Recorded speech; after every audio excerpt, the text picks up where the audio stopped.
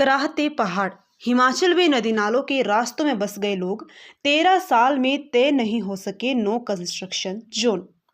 हिमाचल प्रदेश में नदी नालों का रास्ता रोककर जगह जगह निर्माण हो रहे हैं।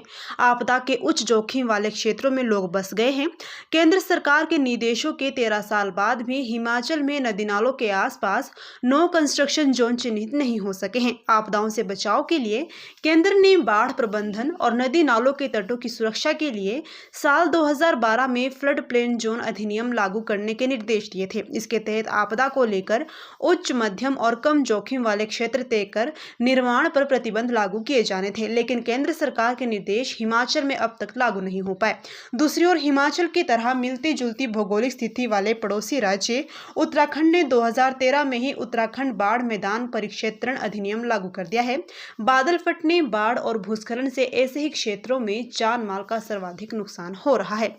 राज्य आपदा प्रबंधन प्राधिकरण के अधीन काम कर रहे राज्य आपदा प्रतिक्रिया केंद्र के आंकड़ों के अनुसार हिमाचल में नदी नालों के किनारे बसे 69 अर्ध शहरी क्षेत्र आपदा के लिहाज से बेहद संवेदनशील है। इन क्षेत्रों में 541 गांवों के 91,399 घरों में करीब 4,75,962 लोग रह रहे हैं।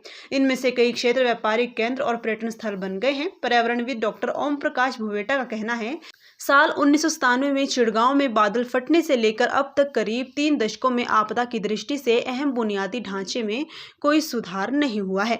जलवायु परिवर्तन के साथ बढ़ते खतरे के बीच आपदा प्रबंधन प्रकोष्ठ को जन भागीदारी के साथ स्थायी विकल्प तलाशने होंगे।